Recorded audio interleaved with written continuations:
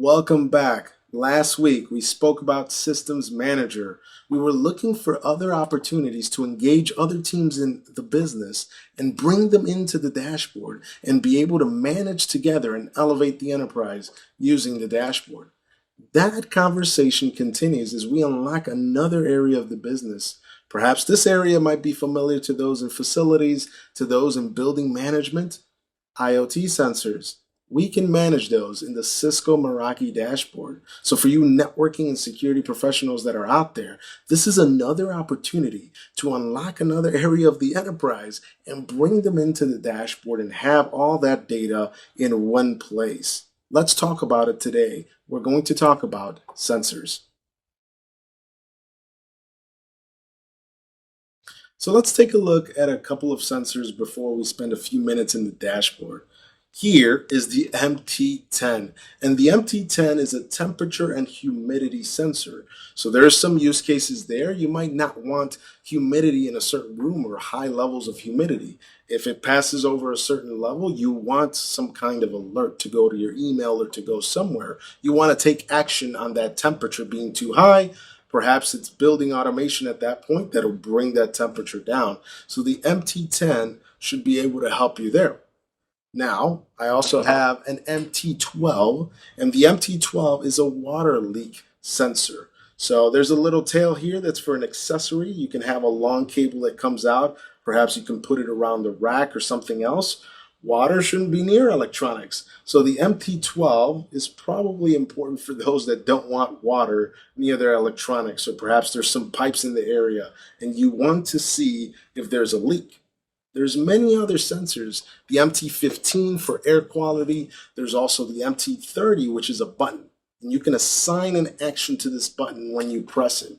That can be useful in emergencies or just for other operations. You have the MT40, which is to take a look at the power level and what's going on power-wise with different devices that you attach this MT40 sensor to. And you can control the power there. There are so many use cases. And if you're a network and security professional, talk to your building folks. This is an opportunity to have a conversation about elevating the enterprise and doing more with the dashboard. Because again, you can take this data and you can take it to a third party. You can even use Cisco Spaces. There are many opportunities there to expand the ecosystem. So let's take a look at what some of this might look like in the dashboard. Let's spend just a few minutes taking a look at some of the data that my sensors are giving me within the dashboard. And this is not the only place for data. Again, if you want to take this data and you want to export it to a third party, if you want to go to Cisco Spaces, the possibilities are endless. The job of the sensors is to collect all that information. Like I have a sensor on my door. It tells me when the door is open and closed. That's nice. I can see some of that data in the dashboard, but I should be able to take this and do some actions on it. Perhaps I want a message to fire somewhere. I can use a third party for that, or I can even use some of the native controls, some of the native alerting within the dashboard for that. So we'll take a look at that pretty quickly here.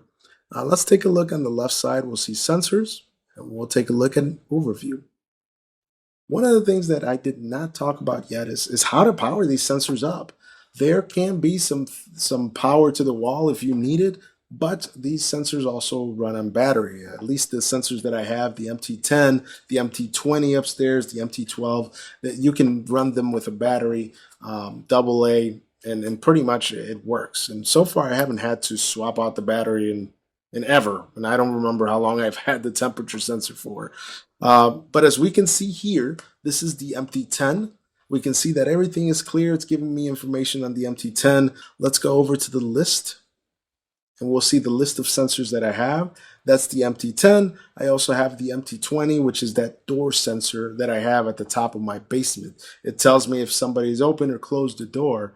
And there's other sensors like the water leak sensor that I showed earlier that I'll be adding into here.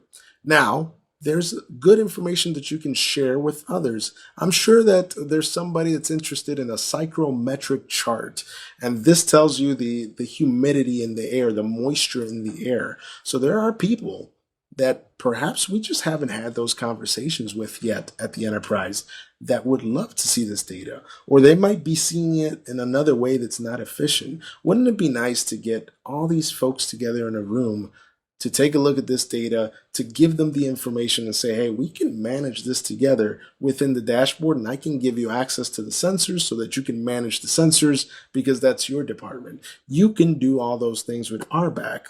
So let's take a look at alert profiles.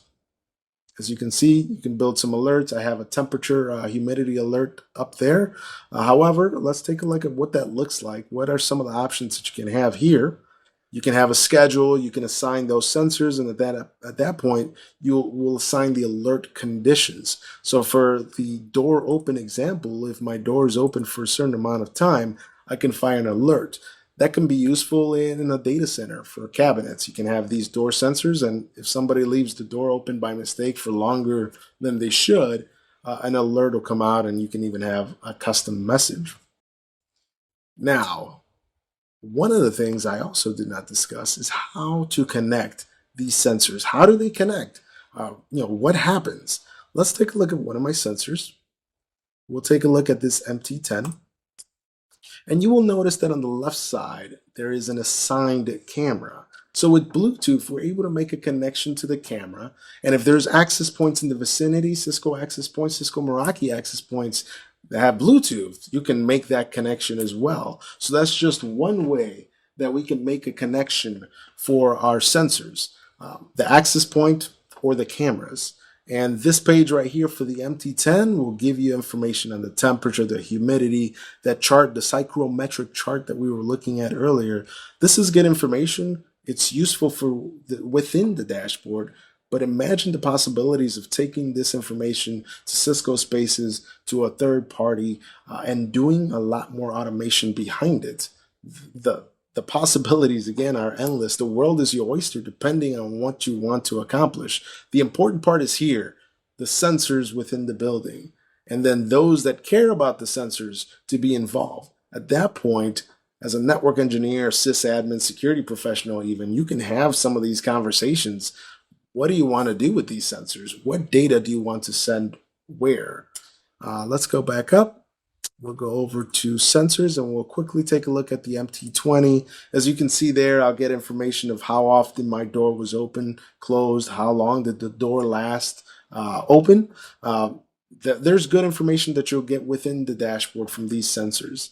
So have those conversations with the teams that care about the environment, that care about the humidity, that they want to make sure that water's not leaking all over the place.